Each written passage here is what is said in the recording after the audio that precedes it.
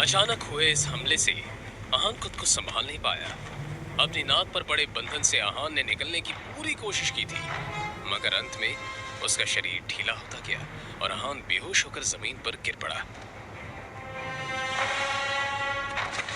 जाहिर था आहान को रुमाल में लगे क्लोरोफॉर्म की मदद से बेहोश किया गया था, और फिर जैसे ही वो बेहोश हुआ, उसके सामने दो चेहरे आकर खड़े हो गए। उनका नाम शौर्य और शगुन था। दोनों के चेहरे पर एक विजयी मुस्कान थी। तभी शगुन ने शौर्य से कहा,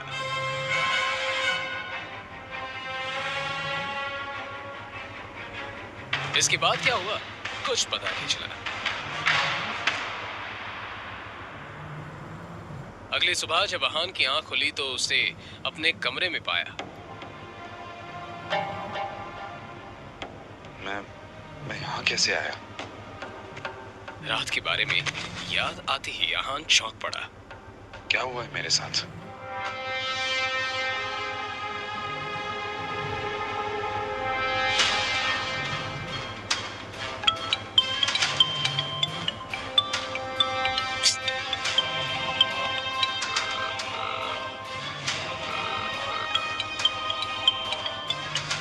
हेलो शगुन, ये क्या खेल चल रहा है? कहाँ हो तुम? मैं जब मल्होत्रा के यहाँ पहुंचा तब वहां तुम नहीं थी, और फिर मुझे किसी ने बेहोश कर दिया और अब मैं अपने घर में उठाऊं। सच सच बताओ, मेरे साथ क्या हुआ? क्या सस्ते नशे करने की आदत पड़ गई है क्या आपको जीजा जी? देखिए, मैंने आपको कहीं नहीं बुलाया और मैं तो शहर से बाहर हूँ यार। देखिए जीजा जी, मैं बहुत बिजी। आपकी फिजूल की बातों के लिए मेरे पास बिल्कुल वक्त नहीं, ठीक है? फोन रखिए। इतना कहकर शगुन ने फोन काट दिया। तभी उसके मोबाइल पर शनाया का मैसेज आया। इस मैसेज को पढ़कर आहान ने एक लंबी सांस ली, और फिर उसके मोबाइल पर विक्रम का फोन आया। फोन उठाते ही विक्रम ने कहा, अब आप अपना काम शुरू कर सकते हैं। फिलहाल आपके रहने के लिए रोजवुड स्प्रिंग में एक घर बुक कर दिया। आप जाकर देख सकते हैं, मगर उस कार्तिक कोहली से बचकर रहना। वो बहुत ही चालाक है और अपना काम निकालने में काफी माहिर। रोजवुड स्प्रिंग के बारे में आहान ने बहुत सुन रखा था। एक फ्लैट की कीमत भी वहां 50 करोड़ से कम नहीं थी। उसे याद था कि शनाया को ये जगह बहुत पसंद थी। अरे ओ, रुको रुको, कौन हो तुम और इस तरह से अंदर क्यों जा रहे हो? वो मुझे यहाँ पे घर खरीदना है, बस वही देखने जा रहा हूँ। ए भाई, आजकल तो कोई भी ऐसे ही इधर मुंह उठा के चला आता है, और तुम्हारी तो इधर देखने तक की भी औकात नहीं है और बातें बड़ी बड़ी कर रहे हो। चलो निकलो ऐसे, निकलो। एक तो किसी के कपड़े देखकर उसे जज करना गलत बात होती है, और यहाँ हर गेस्ट के साथ आप ऐसी बात करते हैं क्या?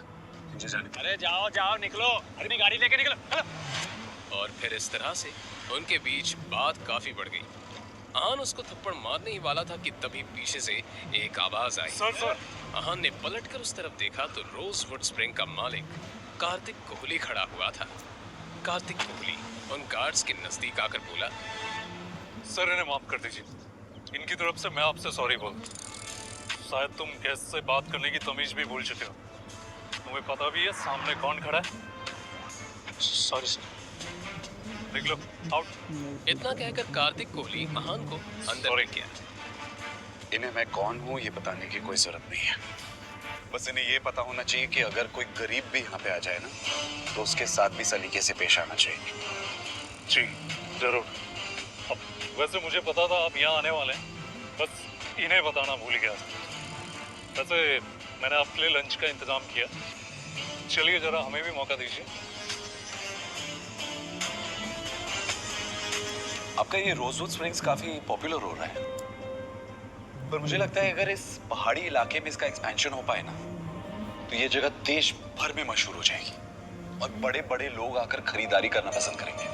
आप सही कह रहे हैं मिस्टर रायजादा, मगर क्या है कि इसके लिए बहुत सारे पैसों की जरूरत है,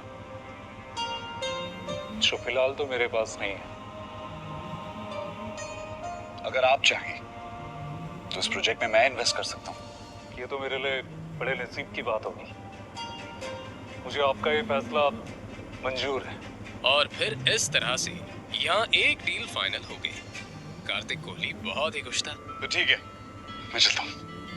अरे मिस्टर रायजादा, बाहर धूप बहुत है, आप मेरी गाड़ी लेकर जाइए प्लीज।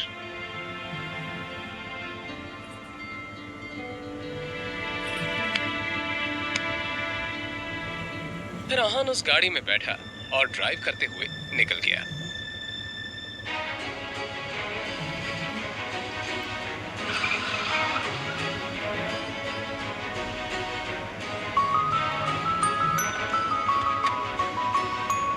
इधर आहान अब शनाया के ऑफिस के बाहर पहुंच चुका था। आज वो इस गाड़ी पर शनाया को ले जाने वाला था। बाहर निकलते ही शनाया हैरानी से आहान को देखकर बोली, ये इतनी महंगी गाड़ी रेंट करने की क्या जरूरत थी? अरे आप टेंशन मत लीजिए, इसे मेरे एक दोस्त ने ऑफर किया। आप चलिए चलते।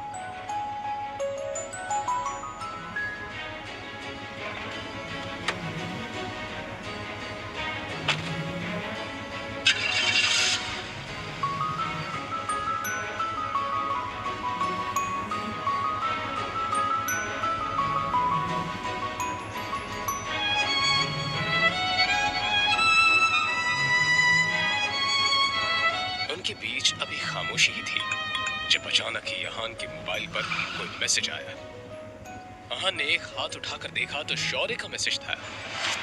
उस मैसेज को खोलते ही आहान का हाथ लड़खड़ा गया। क्या हुआ? कुछ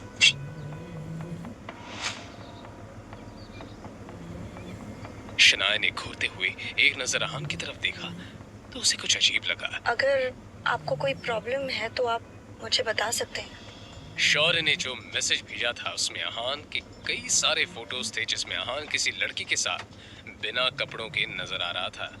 दोनों उस तस्वीर में काफी ज्यादा इंटीमेट थे। तभी आहान को एक और मैसेज आया जिसमें लिखा हुआ था, तुम्हारी ये सारी तस्वीरें अब शनाया को मिलने वाली हैं। जल्दी घर पहुंच जाओ। ये मैसेज पढ़ते ही आहान की हालत खराब हो चुकी थी।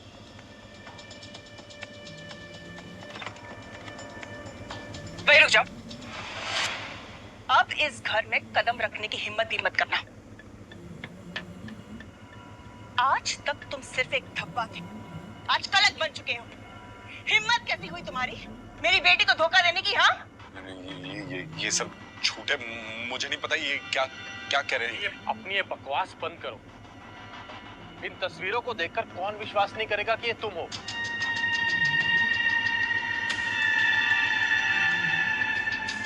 कहते हुए शौर्य ने मोबाइल शनाया के हाथों में दे दिया। शनाया हैरानी से सभी फोटो देखे जा रही थी। उसकी आंखों में आंसू आ चुके थे। एक नजर शनाया ने आहान की तरफ देखा तो आहान ने कहा, ये झूठ है। ये सब है ना हमारे रिश्ते को खत्म करने की कोशिश करें। मुझे नहीं पता कि ये तस्वीरें कहां से आई है, कैसे आई है। सब झूठ कह रहे हैं ये सब। अच्छा, तो सच क्या है तुम ही बताओ ना। पैसे के लालच के लिए तुमने शादी तो कर ली, लेकिन तुम्हारे अंदर की हवस की आग अब भी जिंदा है। और हाँ, तुम कौन से रिश्ते की बात कर रहे थे? वो जो अब तक बना ही नहीं। शनाया आंखों में आंसू लिए सभी के चेहरे की तरफ देखे जा रही थी। शनाया, सामने डिवोर्स पेपर्स रखे हैं, चुपचाप साइन करो। इस आदमी के साथ मैं तुम्हें एक मिनट के लिए भी बर्दाश्त नहीं कर सकती। फिर एक बार शनाया ने आहान की तरफ देखा। उसकी आंखों में आंसू देखकर आहान का दिल जोरों से धड़कने लगा।